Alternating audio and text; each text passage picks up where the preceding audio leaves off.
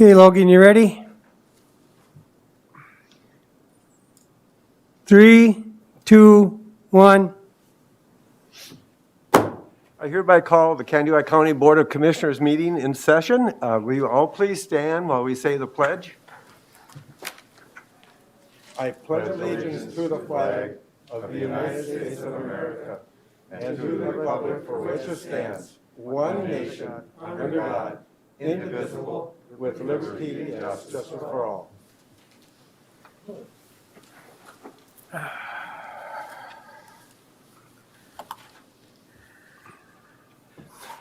Good morning, everyone. I'd like to welcome you all here, and I also want to say how much I appreciate your interest in Candido County government. I'd like to welcome those who are going to be watching us later on YouTube or live streaming today's meeting.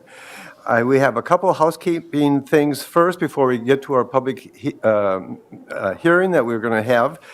First off, gentlemen, you all received copies of the bills in your Dropbox, and is there any discussion or corrections, or can I have a motion, please, to approve? So move. A motion by Commissioner Gardner to approve the bills, second by Commissioner Emdek. Any further questions? If not, I'll ask for the vote. All in favor, say aye. Aye. Opposed, same sign. Passed unanimously. Also, you received in your email minutes from our last meetings. Any corrections or addition? I will make the motion to adopt those minutes. A motion by Commissioner Nissen to adopt the minutes from February 2nd, 2021. I'll second that. A second by Commissioner Anderson. I'll call the question. All in favor, say aye. Aye. Opposed, same sign. Okay, now we are going to move into the public hearing. It is 10:01, and I'm just going to share with everybody, since we do have some guests here as well, and for the people who may be listening and watching online, that during this public hearing, I'm going to ask the Candido County Treasurer, Mark Thompson, to explain this hearing. This is a hearing on for liquor license off sale. And he will explain this to us during this whole hearing. County Commissioners, you have the option to ask questions or make comments as we move along with approval of the chair. After this update, then I will call on I will also ask Mr. Thompson if he has received any written information concerning a comment by the public. And then I will open it up to the public, and anybody who wishes to speak is more than welcome to it. I'd like to ask that you try to hold your comments to approximately 3 minutes. If a person thinks they may need more time, the board can address that and possibly extend the time you may wish to comment. When you come to the podium, please come to the podium if anybody wishes to make a comment, and you'll be called upon, and we'll ask that you state your name and your address. We need that for the public record. And then when the public comments are all done, I'll ask for a motion to close the public hearing. And after that, then the county commissioners will discuss this, and you will then ask for a motion to either approve or deny or possibly table it. Okay, now I'll proceed, and Mr. Thompson, please come forward. Good morning, Mr. Chair and Commissioners. Good morning. Again, as you know, this public hearing was set up at the last board meeting, and basically it's for approving an off-sale liquor license for Barney's, which is located at 6647 Highway number 71 Northeast Wilmer, and that is out by Eagle Lake. I refer to it as the old Tom Thumb, but I believe it goes by a different name now. But anyway, Dover Township has already approved the application, and part of the public notice was to send out notice to all interested parties, and the people that we sent notices to were the applicant himself, any adjacent landowners, Dover Township, and then the city of Wilmer. We notified them. So again, I don't have, that's about all the information I have. I believe the plans for Barney's is to put an addition on, and that would be a liquor store that would be where the liquor store is. I don't know if they want to share that information with you as far as their plans, but that's about all the information I have at this point. And again, it's for an off-sale, full liquor license. It's for a liquor store is what it is. Okay. Commissioner Nissen? Did this come before the planning commission, planning? You know, I talked to Eric Van Dyken this morning, and he had mentioned he had seen something come through. He didn't, we didn't get into much more in that, but I know something's in the process or it's in the works. I don't know if Eric, I think, is coming here later today, but he's not here at this time. But again, I feel these are two separate things, the liquor license and Okay. the liquor store addition. Any public written comments to No, you? I received no One way or the comments, other. no letters, no. Okay. I understand this is actually the first Kansas County off-sale liquor Yes, it is. license that we'd be approving. Yes, obviously, we do have liquor stores in the county, but they're all in city limits. This is the first one that is not in a city limit. Okay. And are you aware of anything illegal with a license like this? I'm not in a, I'll refer that to Meets the, County Attorney Shane Baker, but we've discussed this, and I think I'm correct on that there's nothing specific, any in the statute that we need to be aware of that is unusual here. okay. Nothing unusual, Okay. again, it's just an off-sale. All right. Any other questions license. at this point from the commissioners? Okay. Oh, Commissioner Gardner? Just a quick question. You mentioned that you sent notice to the city of Wilmer. I'm just curious what drove. Right, because requirement. part of the statute is to notify any city that's within 3 miles, I believe. Okay, So, gotcha. Thank you. And this is also with the media that we, as a legal notice that was in the local yes, papers yes, and- there's published notice in the Tribune, West Central Tribune. Okay. That's correct. Okay. Any other questions? If not, I will open this to public comments. And Mr. Thompson, if you just want to sit Yep. down. There's several individuals here and also the owner of the business is here too. Would any of you wish to comment or speak to this issue of this license? And yes, please come up to the podium. Thank you. And please state your name and your address. And we say it's okay. We got pretty good distance. If it's hard to talk through a mask, you feel free to take it off just for your speaking Okay. period. My name is Diane Munson, Monson. Address is 2411 66th Avenue Northeast, Wilmer. I have a few questions. I think before this should probably be approved since I'm a homeowner very, very close in a residential neighborhood. Between Wilmer and Spicer is 7 miles. Wilmer has plenty of liquor stores. Spicer has plenty of liquor stores. We're right in the middle. We've got 3 miles one way, 3 miles the other way. Is it necessary to put up a liquor store right behind my house? I don't understand why you would need to have a liquor license when Spicer and Wilmer, you can buy all the liquor you want. Worried about my resale of my home. We're planning on probably selling our home within the next 2 years.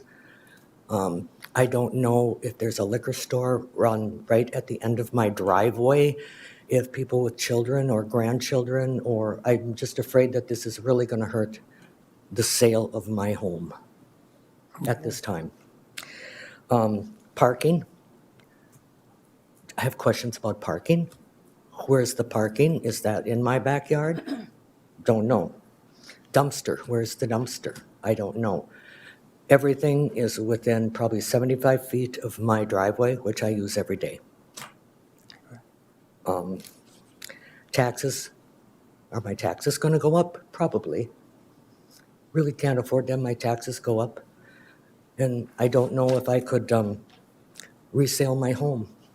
If there's going to be an actual building, because you're asking about a permit for a off-sale liquor license, but where is this liquor license going to be used? What building, where is this liquor license being used at? Okay. Thank you. Okay. Questions, comments from the commissioners? I do have a question, ma'am, if you wouldn't mind. Maybe you need to go back up there so it's on the record. Sure. I'm curious about the tax question or the tax concern. Correct, but taxes are usually based on the value of the property around you within so many. So if that building goes up in price, that land goes up in price, so do my taxes. Okay. I understand your concern. I'm not sure that it's, that the assessor would use a commercial property in comparing to a residential property for their sales. But I understand your concern. Thank you. Okay, Commissioner Gardner. Thank you, Mr. Chair. If I can ask Larry to weigh on this question for just a moment. It sounded to me like a lot of the questions we just heard would be addressed within the context of the Planning Commission. I assume they would need to issue a conditional use permit for this project. Do we know that? I do not know that. I don't know, Gary Geary, who's the director of that department, is here. They're already zoned in that commercial business. The gas station and store is already there. An off-sale would technically be a store. I don't know if selling liquor would adjust that or current planning and zoning. I don't think it would, but our issue before us today is whether or not Kansas County wants to have a hard sell, off-sale liquor license. We do not have one yet. If you do this one, you also, other ones in the county could come up. I would guess that it depends upon whether or not something like that is a permitted use, and I'm just wondering Correct. if the proposed change in the use of the property might drive the need for a conditional use permit. At which time, people who may be not wanting to see this happen there would have an opportunity to weigh in at the Planning Commission level. There are certain findings of fact that the Planning Commission has to make in order to accept a conditional use permit. And when you go before that body, you need to be able to make a case for why it should not happen, and it needs to be a factual basis. My suggestion would be, if it does go down that road, that you speak with somebody at a expert level in terms of real estate values, those types of things. So, yeah, I don't know, because this is already zoned commercial, I don't know how this will affect it, and if it would affect it. Does that answer your question? It does, thank you. Mr. Chair? Yeah, please proceed, Commissioner I Endeck. just have a clarification. Dover does not have zoning ordinance, do they? Oh, yes. They do not. Thank you. Okay.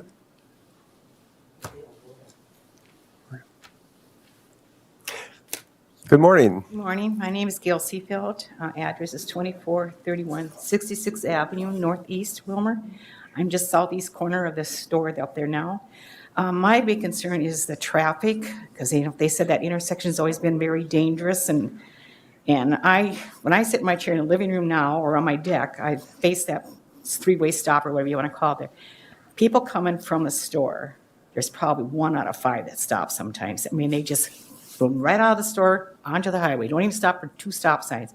When I come up to stop sign, a lot of times to come onto the 4-lane, I have to stop twice because they're coming, they'll just plow into me. If I had an older car, I'd let them, but, but that's my concern is what's it's gonna do to the traffic out there. We have a lot of walkers, we have a lot of kids riding bikes, and that's my main concern, is to have that probably checked, see what they think there, but, Okay. or it's gotta slow down. I mean, the highway traffic's gotta be, lower the speed limit out there. They really go by fast, so, my concerns. Well, thank you very much. Any questions or comments the board wants to make in reference to that? I personally seeing this as two different issues we're talking about, a license to approve a liquor off-sale license, as well, we're talking about a zoning issue, and if it should be zoned or approved from that point of view. But it's my understanding that at this point, that I'm not sure how exactly how much is zoned for commercial business there and what kind of businesses. I'm assuming that the traffic is there and we could even have additional businesses, probably even build near there. That's the way it's zoned, the way I understand that, or the whole business could change as well. So I can see your concern about your taxes and the traffic. On the other hand, it's been there for some time and it's in existence, and legally it has a right to be there, the way I understand the grocery store. And this would be an addition to expanding what they sell.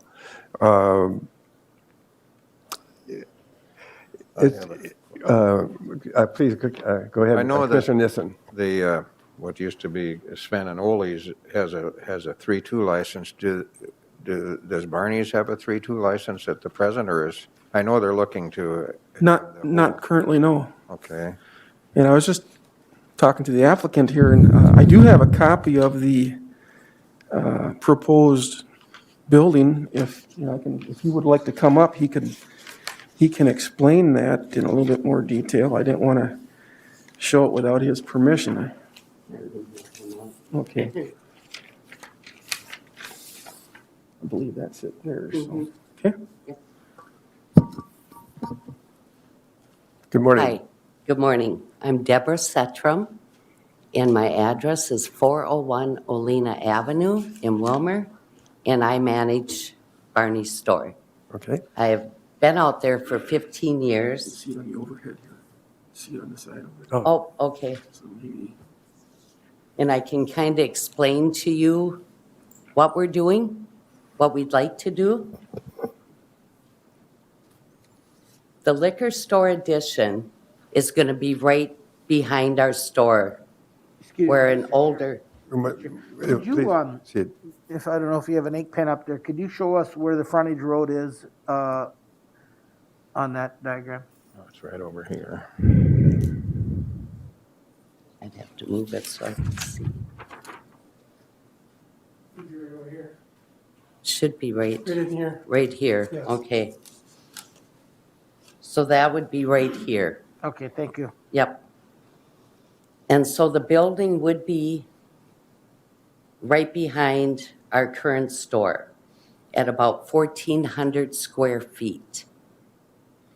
There will be no parking, but where our parking lot is now.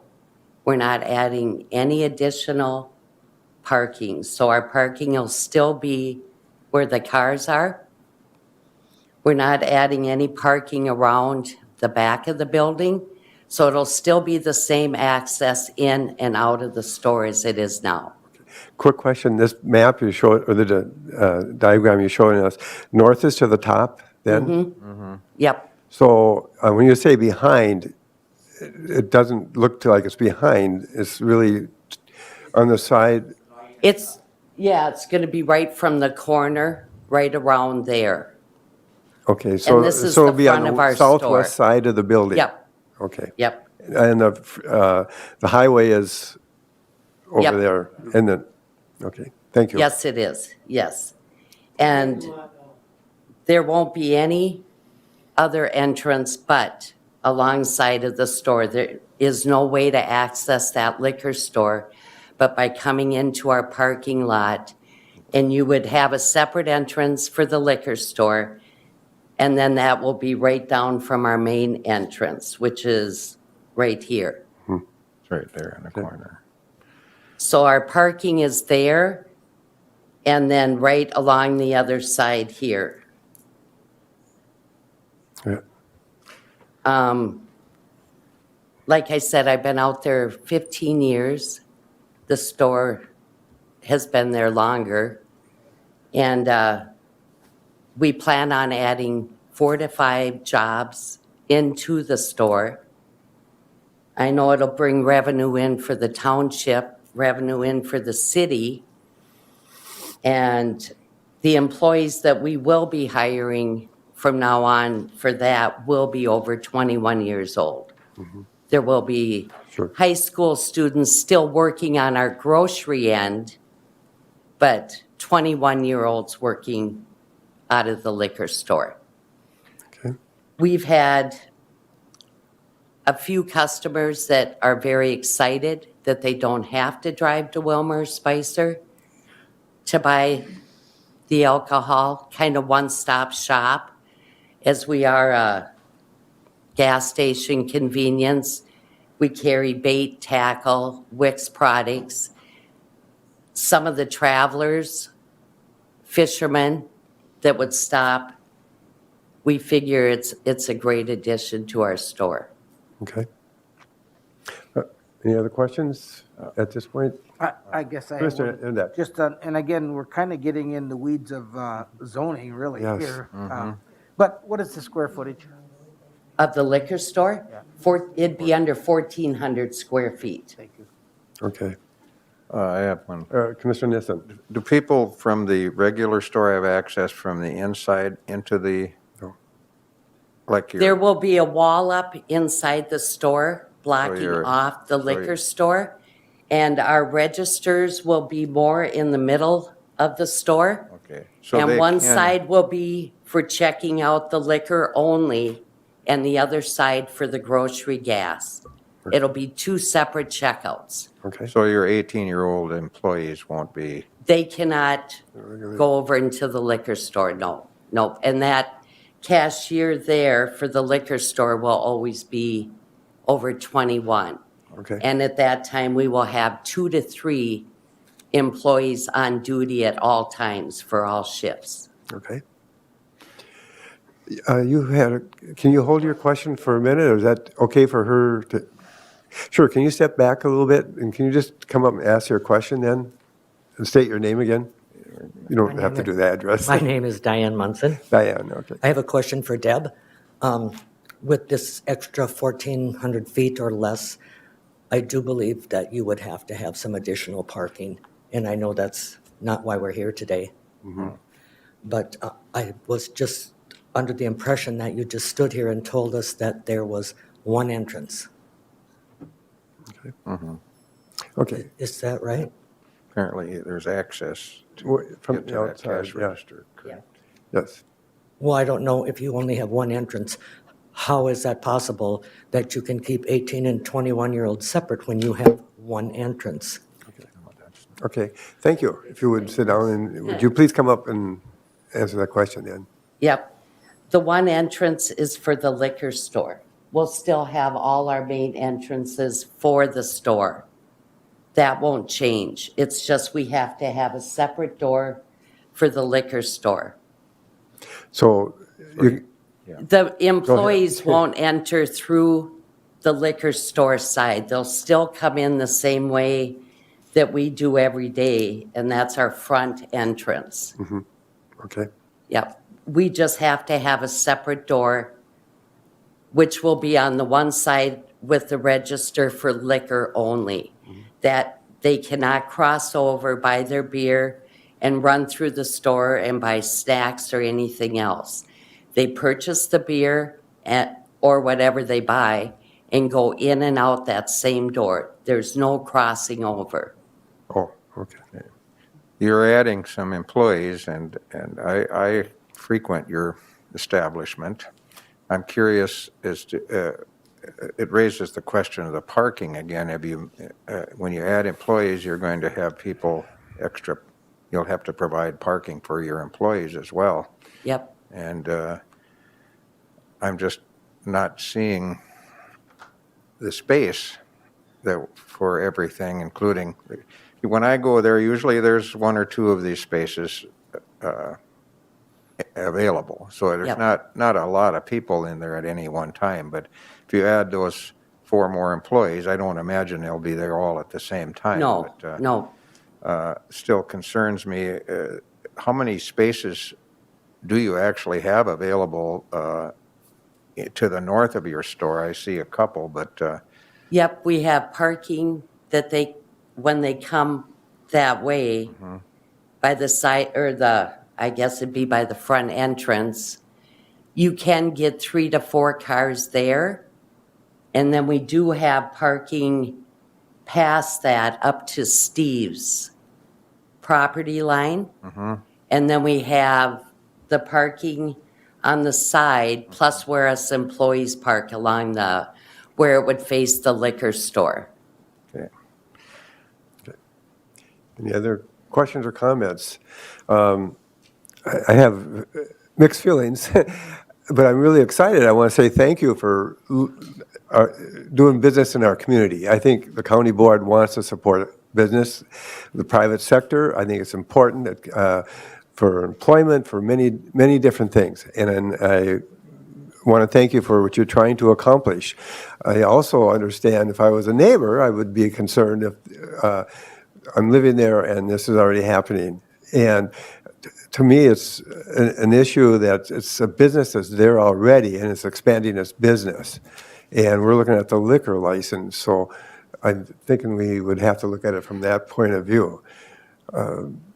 Commissioners, do you have any other comments about what I'm just saying? My question would be, do you guys sell like 3-2 beer or anything? No, we don't, not at this time.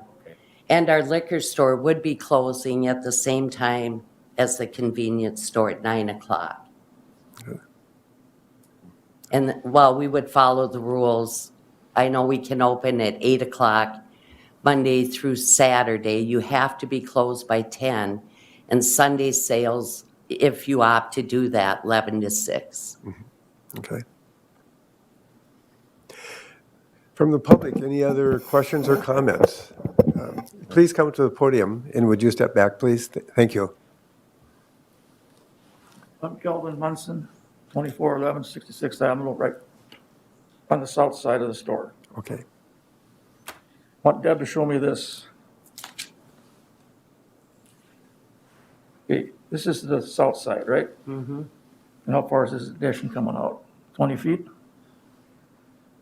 I believe so. Can you slide it so we could see it? Here to the road. There we go. You got to move it. To the Yeah. frontage, or to the side road where you live? Yep. Sure. All this high-tech stuff here. It helps us to understand what you're asking. Thank you.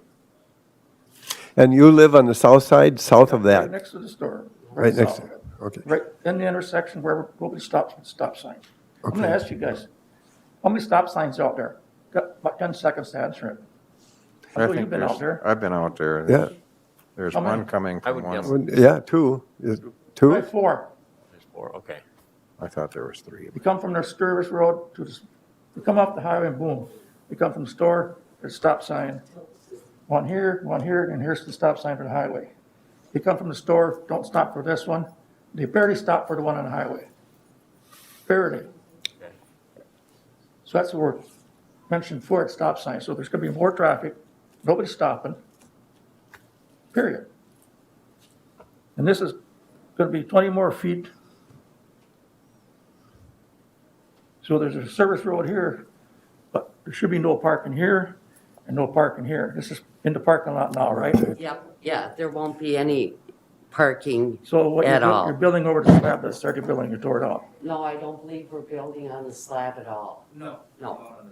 Slab coming out sooner or later? Yes, okay. It's up to you guys. Thank You you. don't live out there, that's the problem. Yeah. Like I said, there wouldn't be any parking along there. I know the problems with the service road. I watch the cars come flying by. It's not always our customers. We have a lot of college kids next door that don't believe in the stop signs. I know that. And a lot of people who live on the lake that I've watched fly through the stop signs. That's just, it has to be enforced, but I don't believe that it's gonna be congested and you're gonna have hundreds of people flocking to the liquor store at any given time. I cannot speak on behalf of the zoning and what were the requirements or why this happened, and how long ago this happened that it was zoned for business along there, and how far that can expand and what kind of business is available to build there and expand other than is available for that. The issue in front of us, though, has been stated, is do we approve a license or not? And I'd like to ask the county attorney, Mr. Baker, any concerns that we would have that in addressing a liquor license that should involve parking or things like that? No, those would be separately through the planning commission process and that, because they may not qualify on that regard. So, It's not uncommon to need licenses before you can expand businesses. I suppose. so legally, they meet the requirement to have a license there, as far as you understand. They're able to get a license. Whether they can operate it there is a different question. And that's a zoning, Right. planning and zoning issue, yes. Okay. Okay? But Thank Mr. you. Chairman, right But now, Mr. Anderson? we don't have any resolutions regarding liquors, off-sale liquor license. policies, no. And kind of in my opinion, I understand where you're coming from, but on our side of it, we don't have a resolution regarding it. I think in the future, maybe we should look at doing some ordinance, possibly. But as far as this one's going, I don't know. I think we could end up in trouble if we Mr. were to Chair- just say flat out, no, I don't know. That was my concern as well. Mr. Emdek? Yeah, we're in a. Maybe that's a pub- legal question. One second, okay, one at a time. Sorry. Well, I was just Mr. gonna- Emdek, I think Commissioner? Larry started to say it. We're in a public hearing right now, so we should probably not be. Dialogue, you guys should be doing your public Yeah. hearing type comment. Thank you. And then you close it, and then you can have your conversation. Right now, you guys are mixing the pudding in the wrong place. Sure. Thank you, Administrator Kindall. Yeah. Okay, we'll finish up the public hearing. Any further questions at this point? Comments that anybody wants to make? Okay, I will entertain a motion to close the public hearing. So moved. A motion by Commissioner Gardner and a second by Commissioner Emdek. I'll call the question. All in favor, say aye. Aye. Pose same sign. Okay, now we'll continue our conversation. Thank you, Larry. Commissioner Gardner. Thank you, Mr. Chair. I want to piggyback a little bit on what Commissioner Emdek had to say and what Minister Kleindl has said. The question really is not site-specific or anything like that. Do we want to create an expansion of this type of access to liquor in Candy, Ojai County? I think I heard Larry say that if we do one, we're likely at some point in time in the future to get other requests. And I'm wondering if we don't want to take a little extra time to think about the implications of that.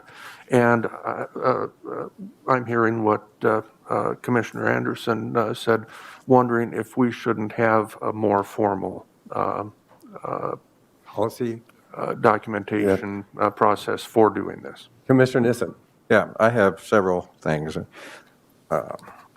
First of all, the property owner has a right to do and a freedom to do what he wants with his business. However, when you get to the planning commission level, they have a first responsibility to look at the effect on the neighbors. So there is, I guess we have to do it this way, but it's the cart before the horse thing. So I don't know at this point whether we should grant the application with the stipulation that dependent upon the approval of the planning commission, and I don't know if we can even do that legally. So Mr. Chair, I just wanted to make a comment from Commissioner Gardner. This is the first one outside of any city limit, but I'm not aware of any other applicants ever that none were ever denied or anything. It just so happens that this is the first one. So I don't know if there will be others or not. I mean, no, that's this is the first one. It just happens to be the first one. Administrator Kleindahl, please. So you're right. We've been in business for 150 years. Our first request for off-sale liquor, for hard sale. So I mean, that's the only question you have today is whether you want to do that off-sale liquor or not. That's the only question at this point. And I believe there was discussion earlier about developing some policies on this in the planning commission and maybe addressing formalities that we've been talking about, which shouldn't be part of this whole conversation. So we can explore that later.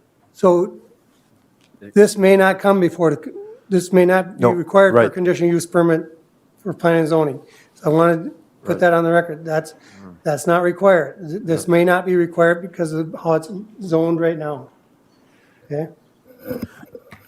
Another thing is when you have a new business such as this one, you have to have the townships approve it. So if it was in a different township, they have to approve it first, which Dover Township has approved this one. So if you went to Mamre or Burbank or any of those, they have to approve it first. If they don't approve it, then it doesn't go anywhere. Thank you. Commissioner Nissen. And then I would like to add to that, Dover Township is extremely tough to get anything done. And I don't mean that in a negative way. They're very careful about what they do.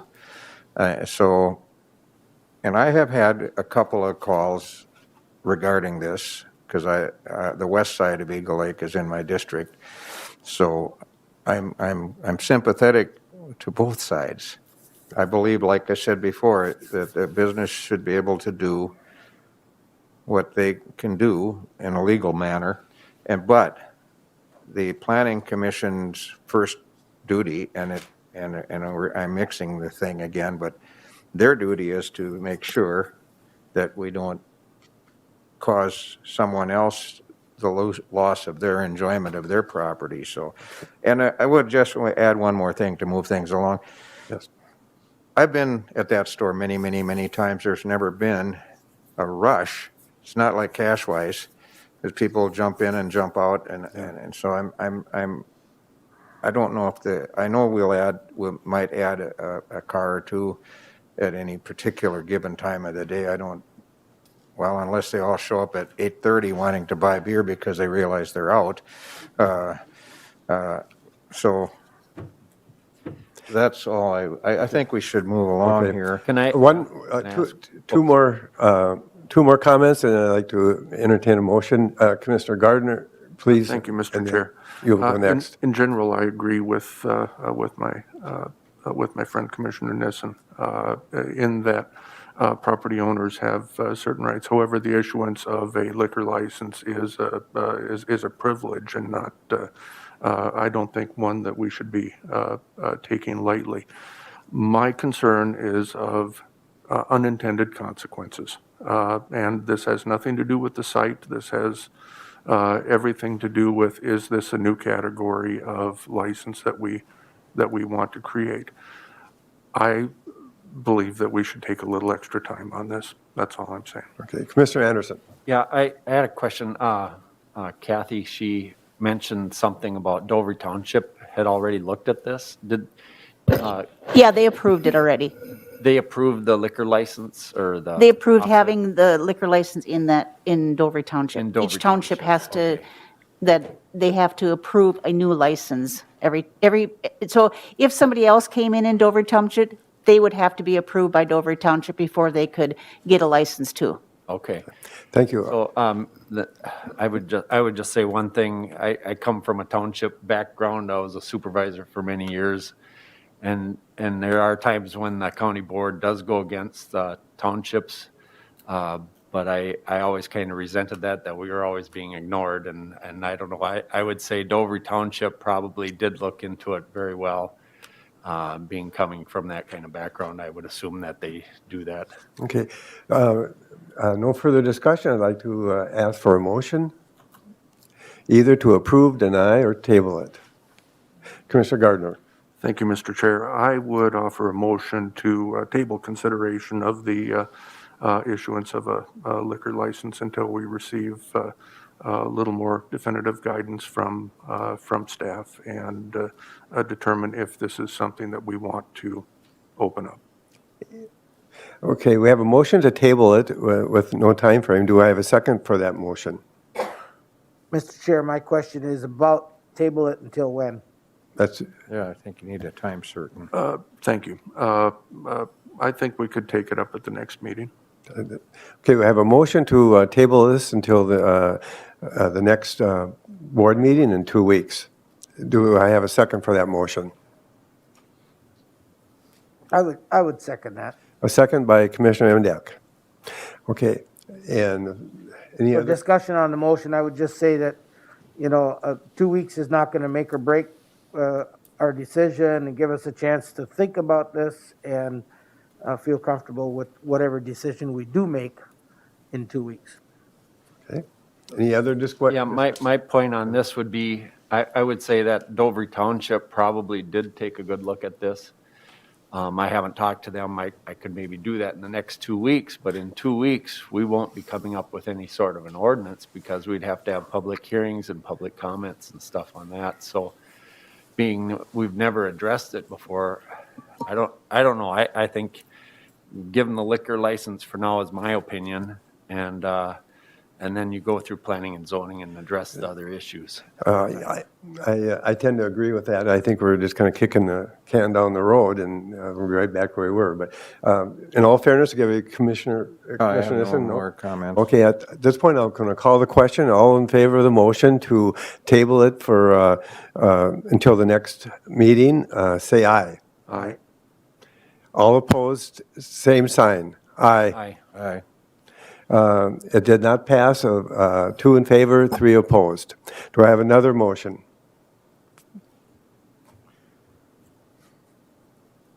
Mr. Chair, I would make a motion then that we approve the liquor license for Barney's on, Okay, a motion by Commissioner Emdek to approve.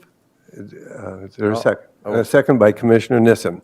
Any further discussion about that? I think we've pretty well We've beat the horse to death. reviewed all this. If not, I'll call the question. All in favor, say aye. Aye. Aye. Opposed, same sign. Aye. Four, 1 against. Am I correct on this? I voted in the affirmative. I voted against. Okay, so what's the final vote? 4-1, I think. 4-1, yes. Mr. Chair, who was I was. the no vote? Okay, all right. Well, at this point, I think we ended this item, and thank you for coming for your public comments and your time, and I'm hoping this business works out well, and works out only not well as a business, but well in the community, and that you work together doing the best as you move on. Thank you. Thank you very much for your time. I appreciate it. At this point, I'm going to take a way behind a recess, and we're going to open Candioi County, Meeker County, and Renville County Joint Ditch Authority, JD number 1 board. We can cover that pretty quick if Okay, you want to do that now before the break, or yes. Well, I think he has to recess the meeting. I recessed the last board meeting, and then I opened this one now, yes. Yeah, you've And then done we're good. done, then we'll close this board meeting, and then open the next one. Okay. Mr. Thompson, please continue on. okay, so did you want to approve the minutes from the, I will Yes. make that motion. Okay, we have the minutes. You all received copies of the last Ditch Authority meeting. Any corrections or additions? If not, Where's the authority on that one? What's that? That was a joint ditch, right? That's yes, a joint ditch, but we're the majority. JD1. And I think So each, Who were the board members on that? I am. I am, and I, Yeah, do we got a Okay, majority here. Yes. Quorum of the committee. yes. thank Okay. you. A motion to approve I'll minutes? second that. Okay, I made the motion. a motion by Commissioner Nissen, and a second by Commissioner Emdak. Any further questions? If not, I'll call the question. All in favor of approving the minutes, say aye. Aye. Opposed, same sign, passed unanimously. Okay, now, there's a resolution here, I believe you want to present. It's Resolution 2021-12. yeah, before I do that, could you look at those minutes once? Are they from JD1 that you just approved? Yeah, it was JD1. Yes, yes, It's a lateral, it should be. right? There it is.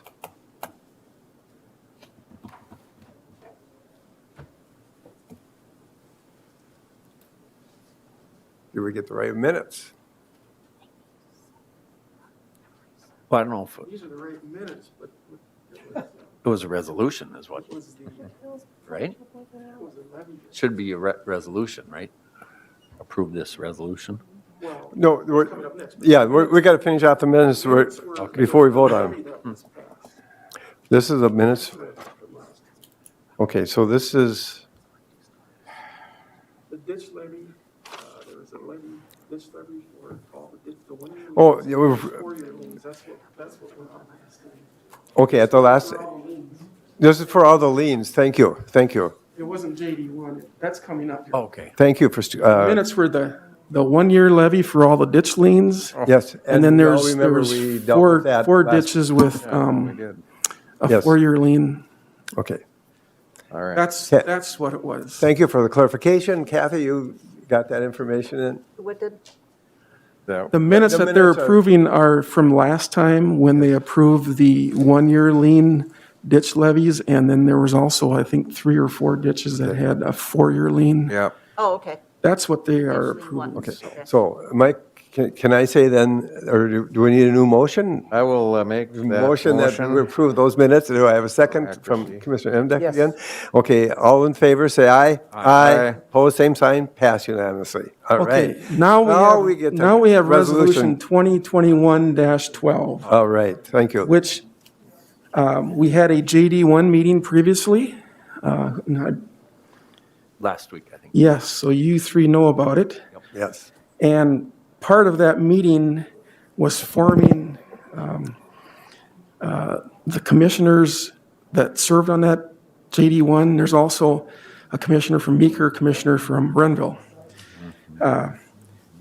With that, it's recommended by our county, not a county attorney, but our attorney, ditch authority attorney, that the county board should also meet and approve those members that belong to the JD1 board. And I believe, again, is it you 3? Yes, yes. Okay, so that's what we want the county board to do. We want the county board to approve the 3 of you as members of JD1. So move, Mr. Chair. A motion by Commissioner Emdak, do I have a second? Second. A second by Commissioner Gardner. And you're stating this information, but we've all received this and read through this. It's a matter of approval, and we want to vote. I think we can vote on each as one approval, include everybody. Sure. Correct? Okay, we've got a motion and a second. Any further discussion? If not, I'll call the question. All in favor, say aye. Aye. Opposed, same sign. Passed unanimously. Okay, now I hereby close Candioi County Ditch Authority and recall the Candioi County Board of Commissioners back in session. Mr. Chair, Yes, please. it was brought to my attention by the clerk of the board that we forgot to set the fee for the license, liquor license, so I'd like to back up and set that fee. And Mark's got some information on that. Yeah, I Okay. think last time I mentioned that the city of Wilmer, so we're backing up here to the license again. You Okay, approved the license, oh my. but we didn't, we need to know if, we need to have a I'm going to fee. have to then recess? No, I can No, continue. you're I can good. continue You're on. I good. can continue. Continue, please. Tell us what the recommended fees would be. Well, I mentioned last time, I have it here, Kathy, I'm gonna look at it, was it Was it 8, 800 is what the city charged? city? City of Wilmer. City of Wilmer. You're looking up the city of Wilmer? Yeah, I would make a motion that we set the fee at the same rate the city of Wilmer Okay. sets. A motion by Commissioner Imdeck to set the fee as the city of Wilmer. Do I have a second? A second by Commissioner Gardner. Any discussion? Just in the future, I think we need this information for our Dropbox, please. Any further discussion? If not, I'll call the question. All in favor, say aye. Aye. Aye. Opposed, same sign. Pass unanimously. thank you. That's all I have. Well, I have a, your resolution is a typo. We seem to be having trouble with the whole thing. Maybe it's the weather. But on item number 2, listing the members of this joint ditch authority, you have IMDEC instead of Nissen. And the joint ditches, that number 1 is down by you, isn't it, Dwayne? Yes, it is. And I've been on that since I became a commissioner, so that is incorrect. I don't just It is him. incorrect, yep. Yeah, I think we can probably try to work this out later, because we already had a meeting, and he was appointed, I thought, at the first of the year to that To the ditch, No, we. or to the one had a- we're we talking had a- about. Mark, because this is the same meeting, and we, Yeah, we All had three a of us meeting, were a on. JD1 meeting last week. yeah, Roger, did you participate in that? Yes. And again, what's happening here is with the redetermination of benefits, and that the was. board part- is being reorganized. Yes. And the resolution, Mr. Commissioner Nissen, was actually drawn up by Cale Van Bruggen, our ditch authority lawyer, attorney. Okay, So again, last week you met yep, but, and you approved the members of the board of the JD1 Ditch Authority. This is just reassuring as a county ditch authority that you're Move on, okaying yes. that. yes, So, Okay. okay. make sense? You clarify something, but we are not speaking on behalf of the authority right now of the ditch, because we did not open that meeting, but we understand. Thank you. So it really hasn't changed anything. All right. Now I'd like to call on Mr. Gear, our Environmental Services Director. And as soon as he gets everything sparkly clean and sanitized there, you have a nuisance abatement hearing. Yes, thank you, Mr. Chairman. I do, and then again, I don't. Because that's I have, good. I have good news to share. Yes, we need some. I visited with the property owner and was to the property this morning, and they have been able to abate the nuisance in its entirety. So I guess I just am here to report that, and that no action would need to be taken by the board at this time. So we'll just get into the minutes that the nuisance has been fully abated. Oh, thank you very much. Any questions, comments from the board? No, wonderful. Thank you, wonderful. Sounds real And good. it shows the system kind of works then, It maybe. does work Last minute, sometimes, but, yes. Yep. okay. Thank you very much. Mr. Kleindall.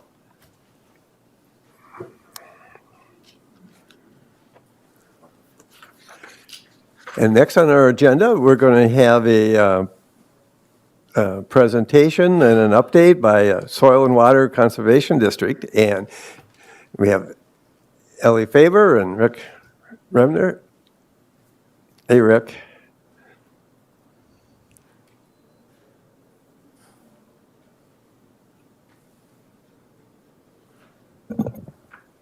Hopefully you can get that up. It's, the one we received looks like a really good Yeah, go ahead and. slideshow.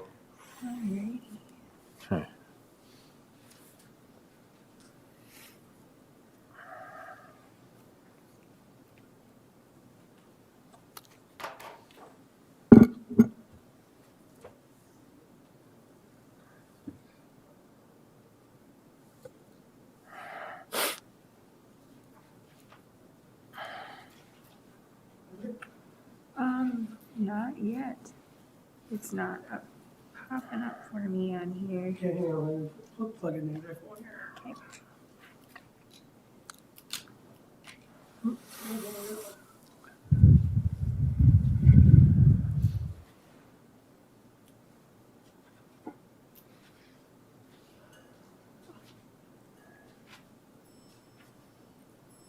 No, it's not coming up. It's not reading it. It must be the weather. Computers, we love them and hate them. There's hardly a meeting that doesn't go by that we don't have some kind of IT problems, and yet when things work great, they're just really wonderful.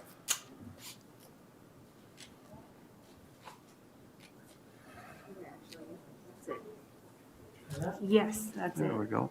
There we go.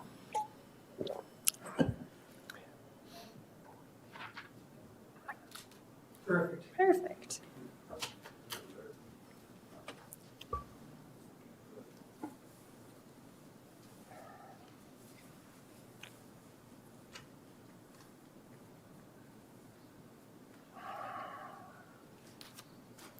All right, so Okay.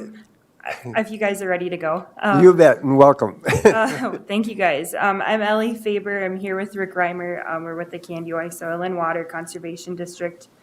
Usually we do a presentation overview update with you guys over Christmas time, but I know that COVID kind of held off our plans a little bit. So we're here today with you guys just to give an overview of 2020 for our Candioi SWCD. So I'm going to start off with, and I'm going to pass it on to Rick here in a little bit.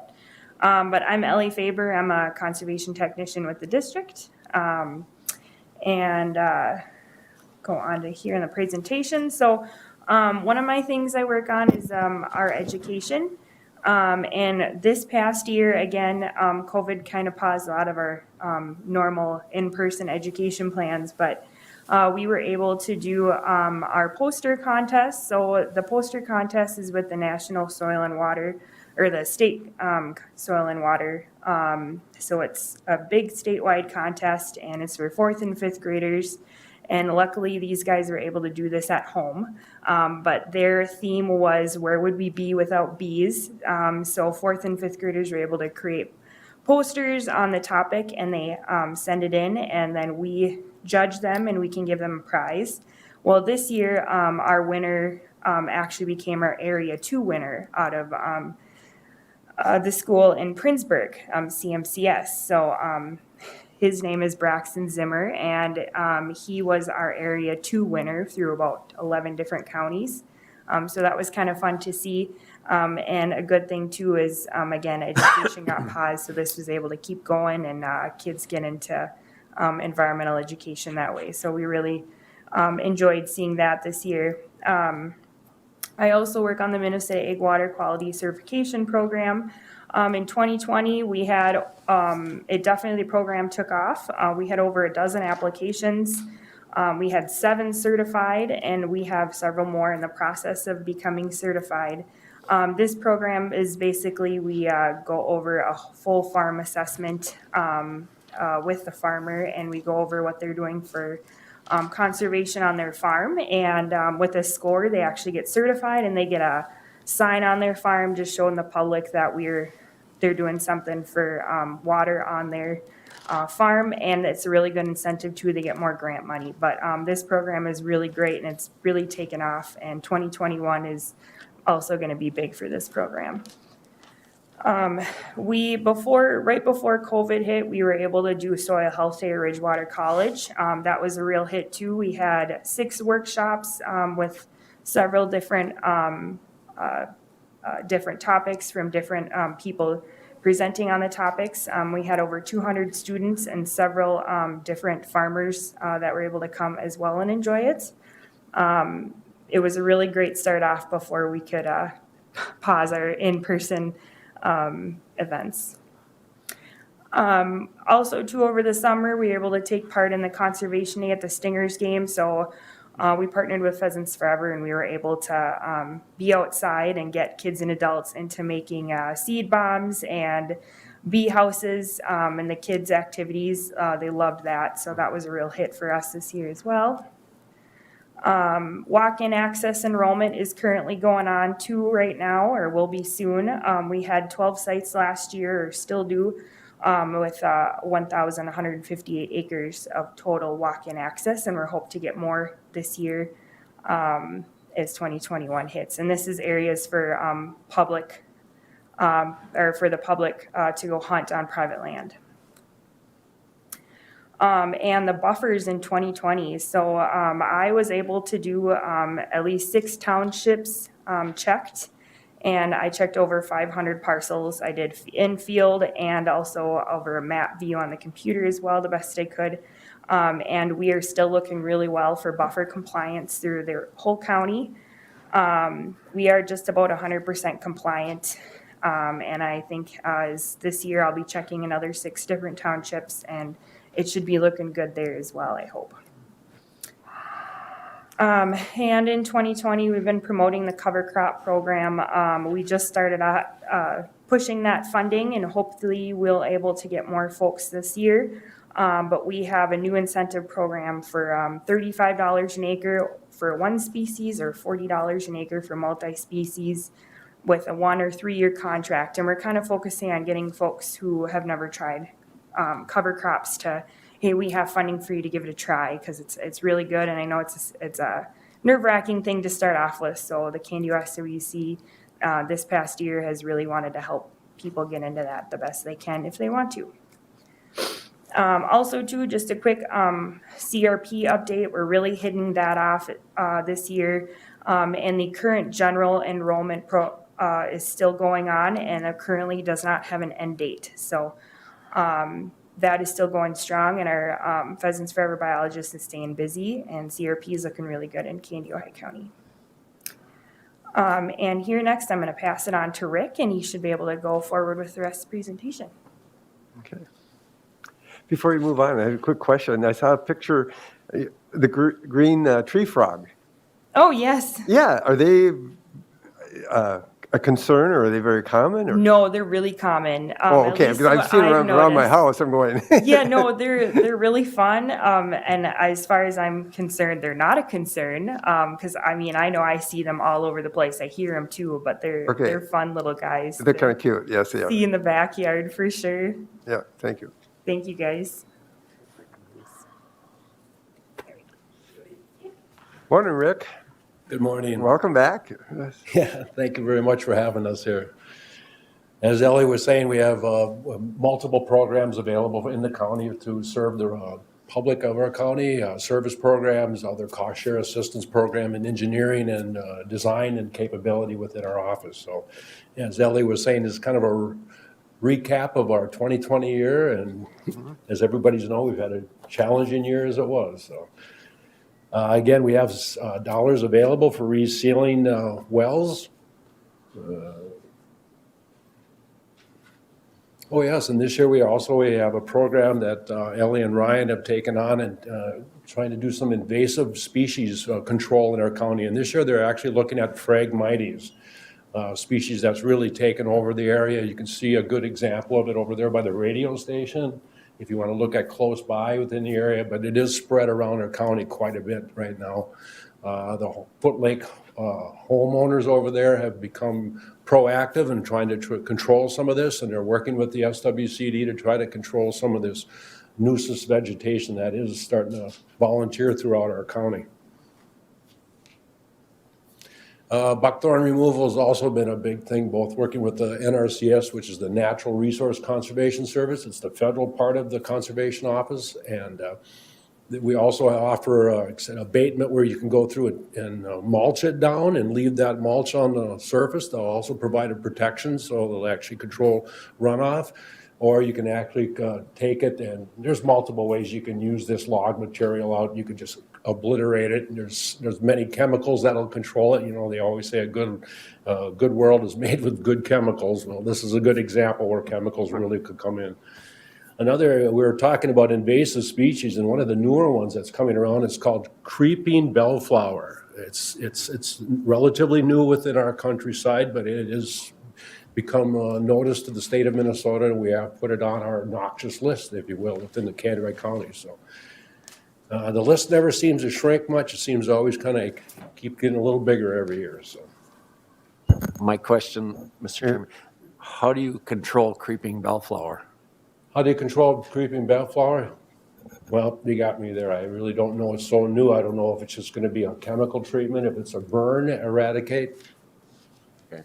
You know, it is so new. I got a flower looks just like You that. do? and I've Okay. had to kill it for years and it keeps coming back. Yeah. So like on buckthorn, there you have at least 2 or 3 good chemicals, and there's a chemical that could actually deteriorate the stump called, something like that. So there's a multiple thing. I would think Roundup would be an excellent choice possibly, but maybe a Pathfinder, something like that. All right. Okay. Good question. Another one that I know they have down is that chickpea milk fetch. And I know some fetches are really invasive on right-of-ways and stuff like that. So this would be another one that we're doing. So again, these are these new invasive species that are coming into our county, and the SWCD is trying to get a better handle on the control of these. And 2020 projects, you can see where we did quite a few even this year. This is one of the technicians out there. We're doing a sediment block on this erosion area. You can see it's right over there by actually Lake Wakanda area. So this would be a benefit to help control soil erosion over in this area. And the practice has been constructed, and it's working great. Another one we will do help offset costs is help people with manure pit closures. If you have a manure pit and you're no longer producing a milk producer or don't have that viability anymore, we can offer cost share assistance and some engineering to help you close that pit. Ellie worked predominantly with Mr. Howard Johnson just south of town, and it was very successful in what we did. And we offer again some cost share assistance to help Mr. Johnson along with the NRCS. So. We're always looking for projects, and multiple projects like this would be great. So, especially for groundwater quality, this would be huge. Another project that was done this year with collaboration with the county board and the county maintenance department, and it was really a rewarding project. I heard a lot of good positive about it on County Park 5 this year. You can see the picture offers on the left-hand side. It shows last winter when the ice ridges were pushing up on the beach and were really destroying the tree line in that area, and it was just a mess. And they've always had a difficult time through the summer months having just the tourists and recreation be able to take advantage of that beach area. So this year we actually, you can see on the far right, we reshaped the slope. We added some more rock riprap to protect from wave erosion, and then we added a different sand blanket with different supportive cell membranes underneath it with additional geotextile fabric that would help support that slope. And then something different this year, we actually ran a spur bar out there to help control wave action from that southwest, because you have an open distance, they call it a fetch distance of over almost 3 miles. So that's a lot of wind coming in across that lake like that. So we stuck this rock bar out, and it's been very successful.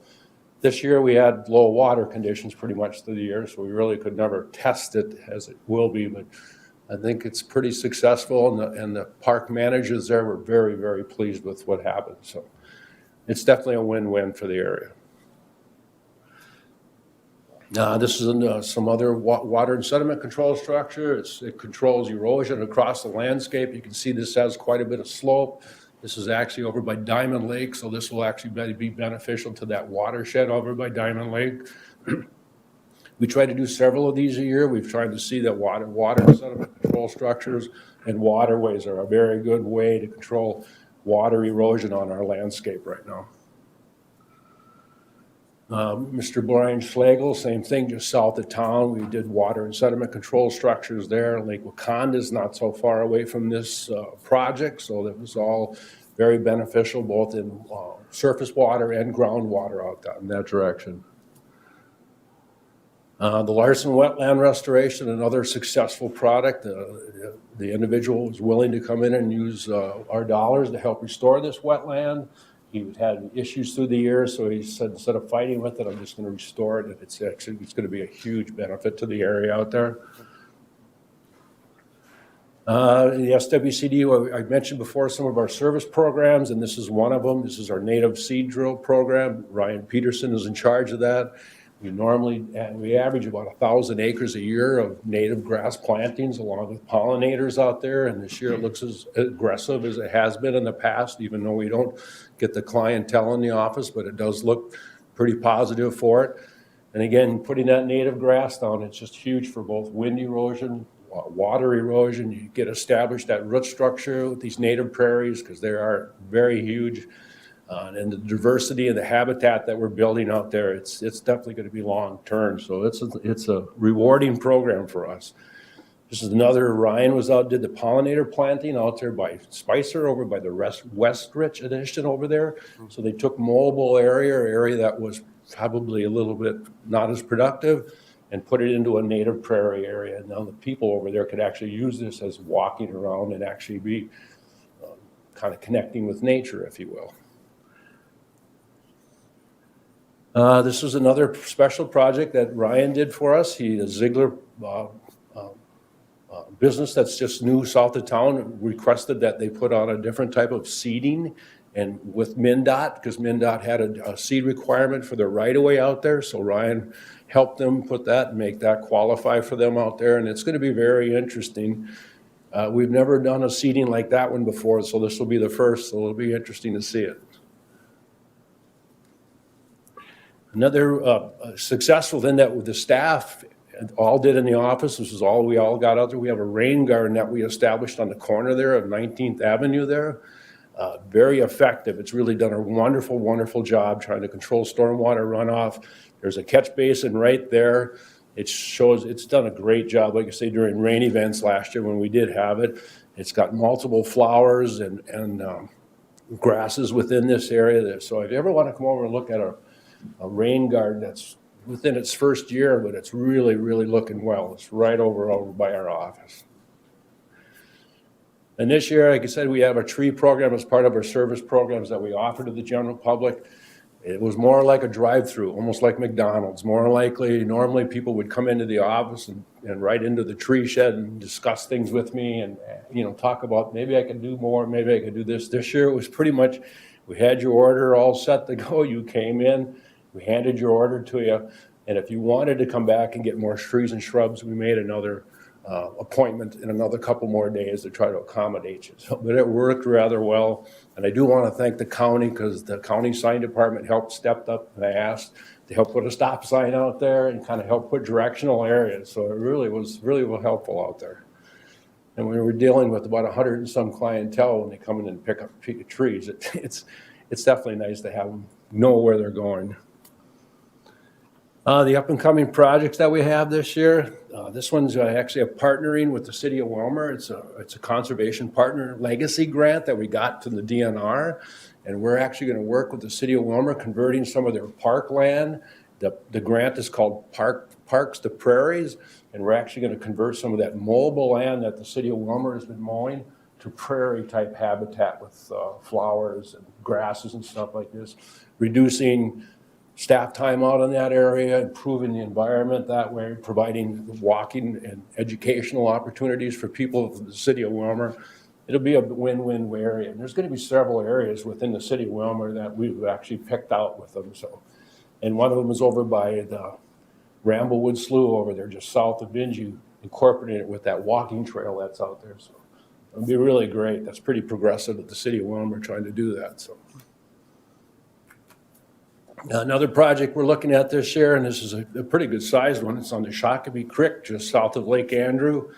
You can see there on the photo that we have some considerable erosion, and that's a system that is very, very dynamic. It definitely needs attention, but that's one spot, and that'd be a multi-landowner project. So we're trying to work with several other landowners in the area to get them on board.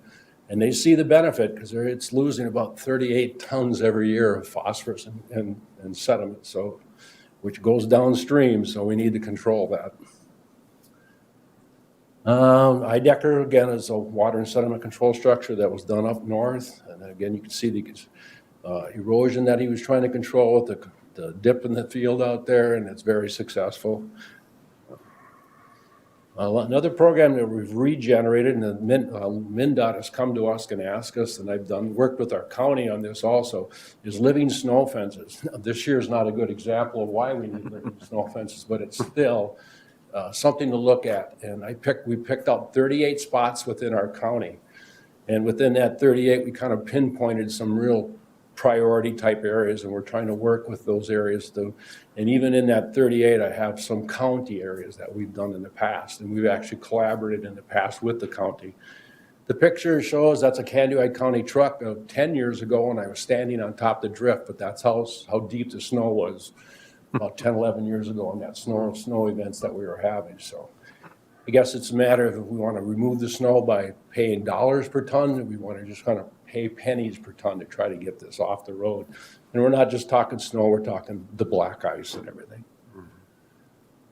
The Friedland restoration will be over here by Lake Solomon. It'll be a perpetual type restoration. We're very grateful for the family to do that, to restore those wetlands out in that area, especially in close proximity to Lake Solomon. It'll be a win-win all the way around. And last but not least, we just want to say thank you to the county board for your support through the years, and we look forward to working with you for many more years to come on projects or anything we can help with, but thank you very much. And the picture is of the second year planting at Prairie Woods Environmental Learning Center. So, Wow. if you have any questions for myself or Ellie, we'd be glad to answer them. I have one. Commissioner Endek.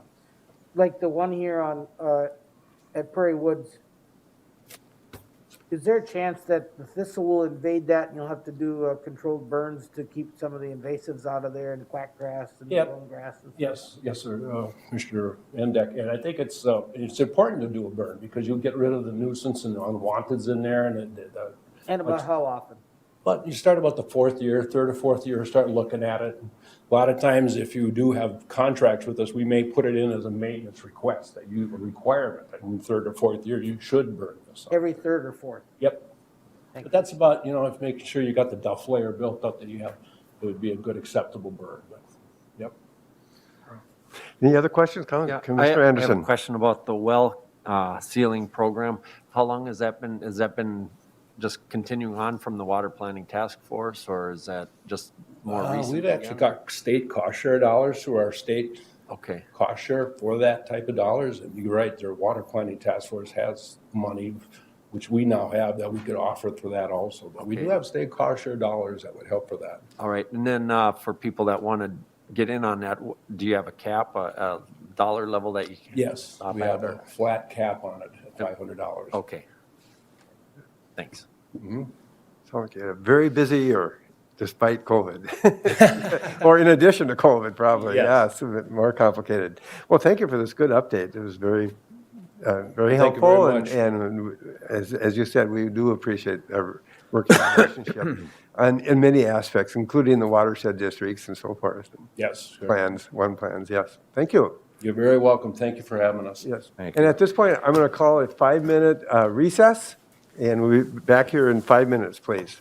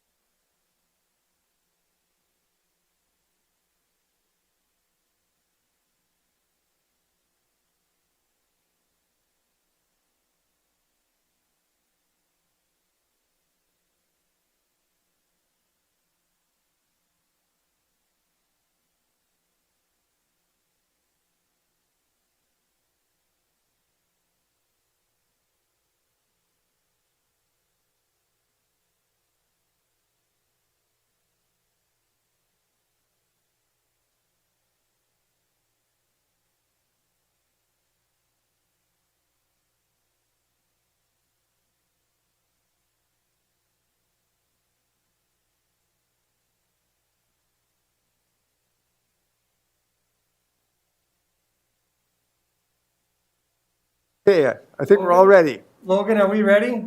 We're ready? Logan? Yep. Okay. 3, 2, 1. I hereby call the Candidato County Board of Commissioners back in session. At this point, I'd like to call on Mr. Mel Odens, our Public Works Director, and you have a couple issues, not issues, but a couple things for us. That's right. A resolution, good stuff for us, I don't right? have any issues, Mr. Chair. Yeah, I'm on a So, roll today. The first thing I've got is the 2020 bituminous final payment and acceptance. Just as a reminder to the board, we did about 28 miles last year of overlay and new pavement. So we had kind of a large contract, a little over $5 million. Central Specialties out of Alexandria was the prime contractor and completed the contract on time, on schedule, and it went very well.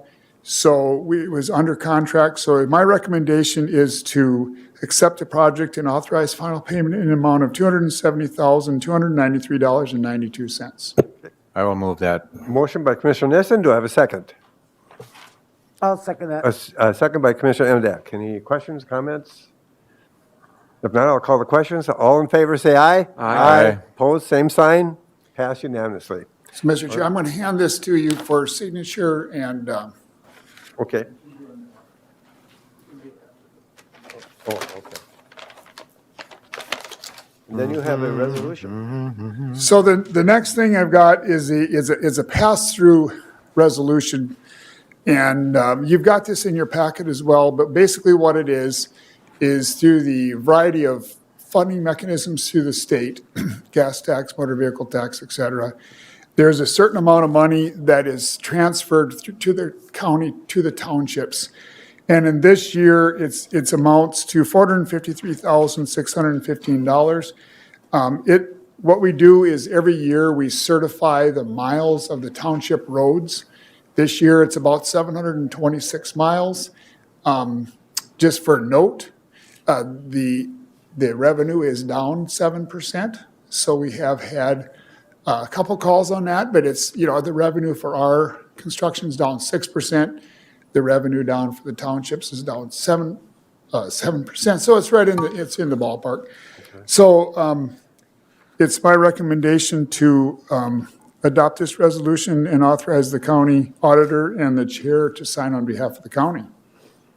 I would so move. A motion by Commissioner Gardner, or do I I'll have a second second a second by Commissioner Anderson to approve resolution number 21-9. Any further questions, discussion?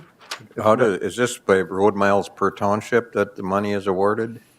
Or population? It's 60%, it's 60% mileage and 40% population. Okay. Good question. Any other questions? If not, I'll call the vote. All in favor, say aye. Aye. Aye. Opposed, same sign. Pass unanimously. Thank you.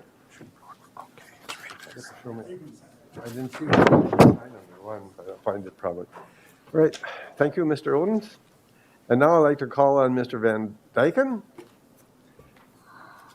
Candy Lake County Zoning Administrator, and you got some planning and zoning stuff for us. Thank you, Mr. Chair, members of the board. Eric Van Dyken, Planning and Zoning Administrator for the county. I have before you today a single request from the February 8th meeting of the Planning Commission. And the request is for a ready-mix concrete plant. This will be a permanent location, not a project-specific plant. And the location is in the Touchstone Business Center, just across the road from Candy Power Co-op up there. The Planning Commission held hearing and does make a unanimous recommendation of approval with 4 attached conditions and findings, as you see in the minutes. Mr. Chair, I'd move on the Planning Commission's recommendation with the facts and findings. Okay. A motion by Commissioner Emdak, a second by Commissioner Gardner. Any further questions, comments? I think we had a chance to look at this stuff before, too. Okay, I'll call the question. All in favor, say aye. Aye. Opposed, same sign. Pass unanimously. Thank you. Thank you. Oops, what did I do with the?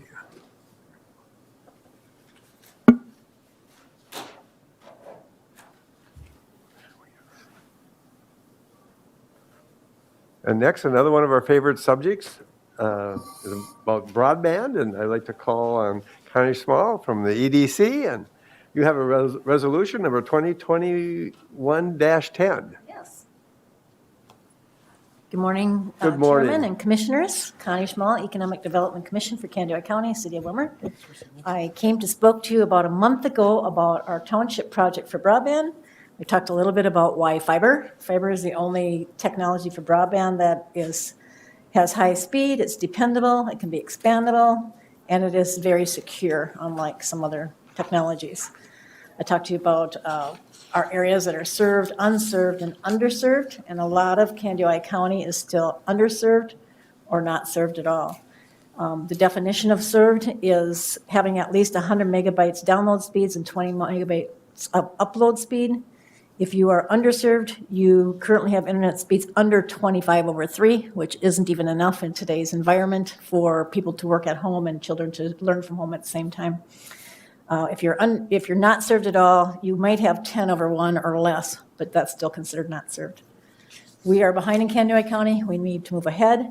We do know that LTD Broadband received an award for doing some projects in the southern part of Candioi County, moving up along the east part of Candioi County, and we hope they'll be doing that. And as they build those areas, the EDC and Candioi County have worked together along with some providers to do the northwest part of the township of the county and down. We currently have had a project that we've been working on for the past year. It came in way too high in expenses for the townships to approve it. They said, no, until we find more funding, we can't do this. In the meantime, Federated Telephone Company came in and said, we'll do this project, this 3-township project, maybe even another township, and we'll invest more than the past provider agreed to invest. They'll invest 25% of the costs. That, along with getting a state of Minnesota grant, and if the Candioi County participates, we now have this project at a level where the townships will participate. It's a $3.9 million project at this time. If Federated says there's room to add another township, it might grow to a $5 or $6 million project or more. It would be 3 townships for sure, maybe 4. We won't go above the 4 townships because if we go above an amount that we can't get 50% funding in a state grant, we won't do that. We have to have at least 45%, we'll apply for 45%. We now have it to a level, if Candioi County participates at $25,000 per township, that the townships themselves would have to invest $1.120 million, which would, instead of $350 to $455 a year on their taxes, it would now be down to $250 or $255 per person. We believe that's an acceptable level for the residents of the 3 townships. What I need from the county here is to pass a resolution that you would indeed do that. Okay. You have a resolution before you. I will move on Resolution 2021-10. A motion by Commissioner Nissen, and I was expecting your motion. And a second, I was expecting a second from Commissioner Emdek. Thank you. Any discussion? We discussed this quite a bit last time, and it's a big priority. Any questions? Otherwise, I did have one question. The 3 counties, is that public information that we're Yeah. looking at? And which 3 counties are those again? Township. Yeah, the 3 that are. Townships, rather. Yeah, the I 3 mean townships that are counties. invested at this time in planning together are Dovry, Mamre, and St. John's Township. I have actually met with each Dovry and Mamre this last couple weeks. They signed a resolution, said they are committed to this project and want to move forward. I meet with St. John's later today at 1:30. I'm guessing they'll do the same thing. And at 2:30 today, all 3 townships have representatives coming together with Federated to say, are we going to go forward? Federated wants to know they're committed as well. Well, this is pretty exciting. No more questions or comments? I'll call for the vote. All in favor, say aye. Aye. Opposed, same sign. Pass unanimously. Thank Proud you to very say. much.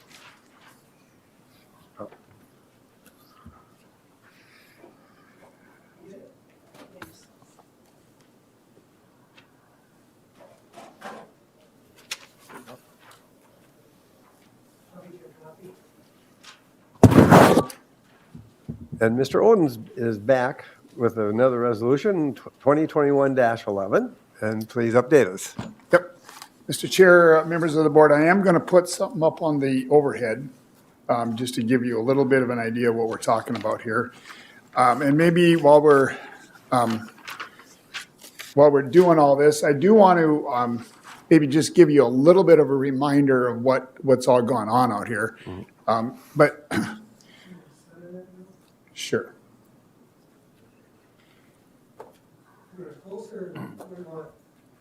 You know, we'll just kind of keep moving around until we find, this will work. Okay. I think what I'm going to do for just 1 minute here, though, is give you an update. So in 2015 and 16, the county supported the state in its efforts to make Highway 23 a 4-lane expansion. And in this case, specifically the 7.4 miles from New London to Painesville. At the time, there was no state or federal money involved that was available. So that's where we put our coalition together, if you will, and we were on board. We knew that there was accidents out there. We knew that there was mobility issues. We knew that there was driver expectation consistency, and we wanted to make sure that our economy wouldn't suffer because of a gap in a 4-lane section. So we were all on board. We knew that with that may become a little bit of participation from the county as well. And in this case, one of the intersections out there was, in fact, a accident severity higher than what the district here, the average district severity rate would be. It's not in the critical category, but it's higher than the average. So the accident, or the location happened to be at our County Road 2. So what did we all agree to do in 15 and 16? We agreed to where County Road 2 comes from Regal south, and it hits Highway 23. We agreed that we would take 23 or County Road 2 across the intersection to a double chip seal. It's kind of a modified gravel road. It's the old basin blotter, if you will, from the old days where you make a gravel road kind of a paved road, even though it's not a paved road. And so what it was is it came to here, but what it does though for the county is it leaves a mile, and right here, and I gave you guys this handout as well, it leaves a mile right here where we got to reconnect it to 2 going south. Okay, so in 2018, at the close of the session, Corridors of Commerce funded the South Gap for construction in 23 and 24. There was no opportunity for us to apply for bond money because it wasn't the bonding year was completed. And so 19 was a budget year for the state, and then 20 was a bonding year. So I'm kind of building you up to why we are here today. So what we did though is we had committed that this mile, you know, we would look into our 5-year plan. We would look at other resources. We would basically do what we could do because we were supportive of the larger interregional corridor. Okay, so fast forward to 2020. So it was a bonding year. The bonding bill didn't pass in the normal legislative session.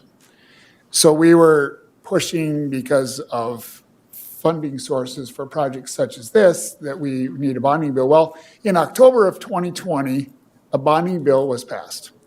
And the bonding bill put $75 million toward the local road improvement program, which is LRIP. The abbreviation is LRIP. So that's our ask now. So here we go. The LRIP program was funded. So our recommendation to the board is to apply for the LRIP funds, in this case for this section. I'm not saying that we'll get it, but we have to make application if we want to get it. So the ask that I've got today before the board is to pass a resolution to ask for $1,035,320 in LRIP dollars. That's an 80% of the cost. 20% of the cost would be covered by Kaneohe County, and it would be for the reconstruction and realignment of County Road 2. So that's my ask. So my ask or recommendation is to authorize the auditor and the board chair to sign this resolution on behalf of Kaneohe County. Okay. Mr. Chair, I move on resolution 2021-11. Motion by Commissioner Emdak, And the board will chair, the chair will second that motion. Any further discussion or Just comments? Run that number by me, 1,300,000? $1,335,320. Thank you. Okay, any further questions, comments? Commissioner Emdek. Yes, thank you, Mr. Chair. So I assume there's a lot of competition for these LRIP dollars, and what can we do to enhance our ability to be considered for these LRIP grants? I mean, obviously, we contact our representatives to ask them to support it, and especially on this one and a lot of them. Do we get support from MnDOT on these projects? You know, I've reached out to MnDOT, and they'd indicated they're willing to provide a letter of support for this. And that's, Mr. Chair, if I may continue. Yes, please continue. I think that's really terrific, because Kennewick County, for a small county that we are, we have spent a lot of money on infrastructure for the very reasons that Mr. Owens mentioned a few minutes ago. Traffic safety, moving commerce, economic development, and especially with our local option sales tax, we've made some commitments to do projects like in the Wilmer Y area, the J-turn at New London, several different projects. And these LRIP dollars are really, really helpful to, if you will, pay the rest of the bill, because we can't pay it all with our meager resources. And so I really appreciate MnDOT supporting us, and hopefully our legislators will also support these. And I know they will. I just, it takes as they say too often, it takes a village to get this work done, and we need the support that we've got. Commissioner Nissen. I would just encourage those of us that know some of the legislators from nearby counties along Highway 23 to encourage them as well to jump in and help us out here on this one, because they're going to be using that facility, and in order to make everything flow right, this needs to happen as well. Yes. So I think if you know I know Senator Dames, for example, and he actually has a cabin on Green Lake. So if you know someone, we need to get this done, and obviously we need the money to do it. Yep, and so our timeline is, this is due March 3rd. So once this resolution, I'm assuming you passed the resolution, we would reach out and pursue some of these avenues. I just think it strengthens the application, and this is a critical link. You know, we jumped on board, 6 years ago, knowing that this is good for this region. Yes. And so there wasn't funding for the state, there wasn't funding for us, other than we knew that if this all happened to go, we had to decide at that time, are we on board or not? And we said, yes, we are, so. Somebody was saying it's part of the puzzle. It's one piece, but we need to complete the puzzle to move on. And thank you. No more other comments or questions. I'll call for the vote. All in favor, say aye. Aye. Opposed, same sign. Passed unanimously. Thank you, and thank you for bringing a little bit more history to it too as well. Okay, I didn't get a chance to sign those. Want me to do it now, or okay?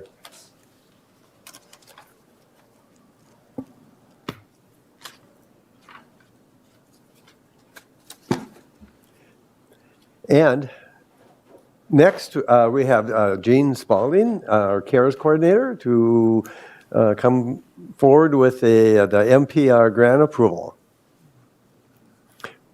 We're soon coming to an end of that. It is. Good morning, Gene. Good morning. Thank you for having me. Again, we are here to request approval of 7 additional grants for the Minnesota Pandemic Relief applications, or the MPR program, as we're calling it. The total request for today would be $124,500. And so if you're doing the math, that is, we've already approved 34 applications to date for a total of 555,000. So that brings today's total to 679,500. We have, at this point, a little over 150,000, 152,000 that is left remaining of the amount that was allocated towards the program. So we have one more county board meeting on the 2nd where we anticipate bringing to you the final requests. I think it's fair to say we anticipate that there's going to be more requests than there's funds, but we assumed that that would be the case, and so, you know, it's hard, but, you know, we will have to, you know, we won't be able to fund them all. So, the current lists of funds or applications are still in the Tier 1 and Tier 2, which are the, that would include those businesses that were specifically impacted by the executive order of the governor. And again, the reason that we've been focusing on that is because the funds that were aligned to the counties from the state were specifically because of the executive order. And so those were the ones that were impacted the greatest. We will be looking at the Tier 3, which would be other businesses not directly in the hotels, restaurants, fitness centers, and event centers, those that were directly impacted by closures. Okay. Well, the board, chair will entertain a motion to approve. Also move. A motion by Commissioner Gardner. Do I have a second? By Commissioner Anderson. Any further questions or comments? Other than good stuff? Okay, I'll call for the question. All in favor, say aye. Aye. Opposed, same sign. Pass unanimously. All right, Great, thank you. And now Administrator Kleindahl, you have some updates for us. Mr. Chair, I'll be brief here today and cover most of it at our next meeting. Just so the MPR grants that for Tier 1 and Tier 2, the deadline is tomorrow at 4 o'clock. So if you're watching on TV today, make sure if you're going to get it in, get it in. Mr. Chair, what I wanted, my only update I really have is regarding software I'm looking at. I have IT working on some software that we can use for county boards to take minutes, how to record our agendas. It's a new way of trying to get information through. How do we improve the minute process? Not only can we use it in a regular county board, but we'd be able to use it in other committees as well. So I got the IT people putting together some different looks. I'm gonna have department heads over the next 3 weeks kind of looking at it, kind of feeling, is this the time to do this? Is this something we should be bringing forward to recommend to county commissioners? So we're working quite hard on it. There's a lot of software and data on that.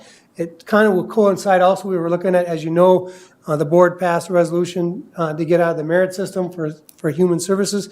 And we're also been looking at, we needed some type of human resources software for the entire county as well. So we got some homework we're working on and trying to get that data. I want you to be aware that I'm working on this, so when I do bring it before you, you're not saying, where did this come from?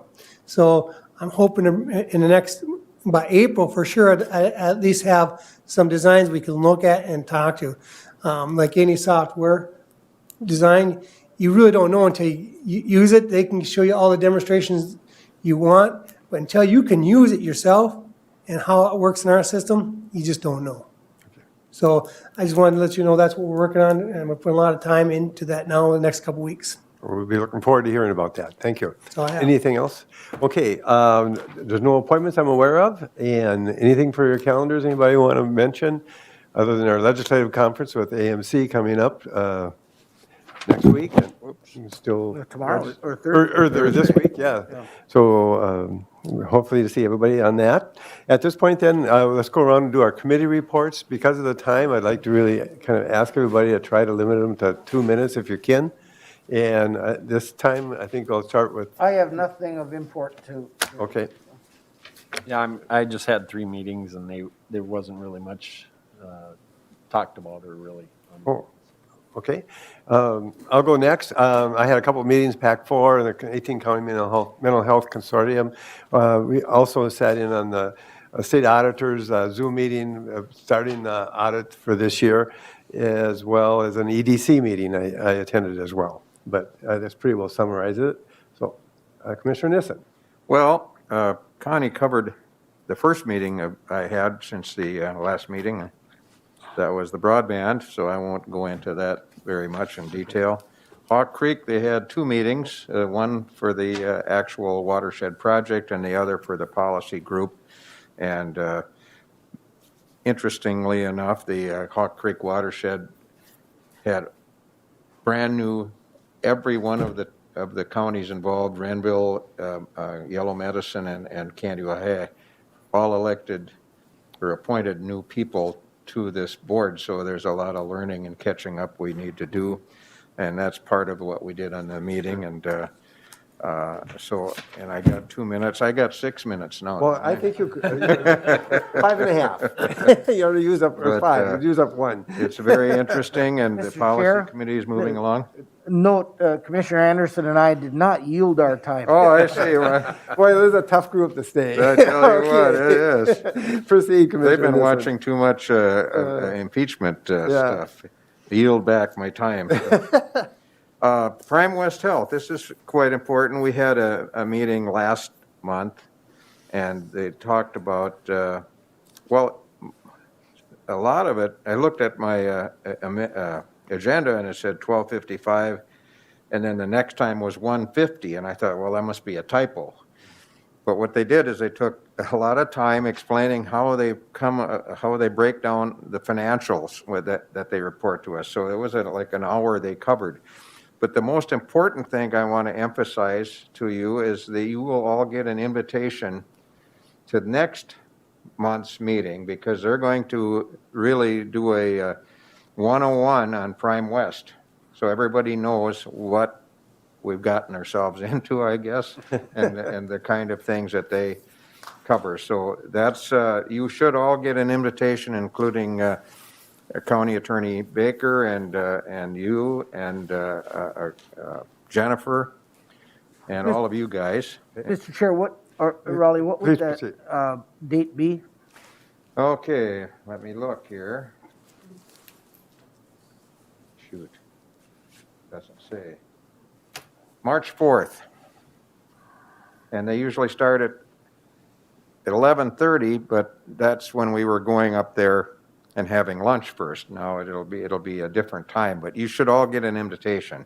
Yeah, we can do a save the date though. Yeah, so they will, the March 4th. And I think I got all the EDC, I sat in on a business retention and expansion recruitment meeting just to familiarize myself, because I'm the current chair of the Joint Powers Board. And that was interesting in that the mayor of Wilmer talked about their struggles with the finding a place to house their offices, and also the senior center. So they're still working on that. The mayor seemed to support the Candy Mall. I'm sorry, the Uptown Wilmer option, but I think that's still all up in the air. And finally, Prairie Woods last night met, and I won't steal any, maybe Roger already passed, didn't he? We are going to be able, it sounds like, to acquire some property based on a gift from Pheasants Forever of some very good prime environmental property next to our existing property. One question, Yeah. Mr. Chair, for me. I'm sorry. Larry, does this board need to approve appointments to the Prairie Woods Environmental Learning Center Board? No. Okay. Well, no, I think No. you have a different board than that, I believe. Yeah, That's, because there's a new governing board member, Steve Leach, who was approved last night. Okay, thank you. Mr. Gardner. I believe Dwayne is that person. Yes, thank you, Mr. Chair. Very briefly, I'd mentioned to you last time, opportunity to sit in on a webinar with the Minnesota Homeless Coalition. In the interest of time, I will just summarize that and send it out through Larry. The other item that I wanted to mention very briefly, Central Minnesota Jobs and Training Services. At their monthly meeting, I thought it was interesting to hear from the regional labor market analyst. He gives them a report every month, and he mentioned that the current elevated unemployment benefits are actually having relatively little impact on worker decisions to return to work or not to work. Not saying it doesn't happen, but in the big scheme of things, it's not quite what you would think. Factors such as health concerns and other impacts are far more likely to drive those types of worker decisions. And they believe that boomers may accelerate their transition out of the workforce due to those health concerns, and also because somehow investments have done quite well over the last 12 to 15 months in the stock markets. And as they age out or choose to leave, the youngest and new generation of workers will become increasingly important, and they have some information for young people to access, and I'll share those links through Larry as well, and that's it. Okay, all right, thank you. Any further questions, comments? All right, I hereby adjourn the Candidates County Board meeting.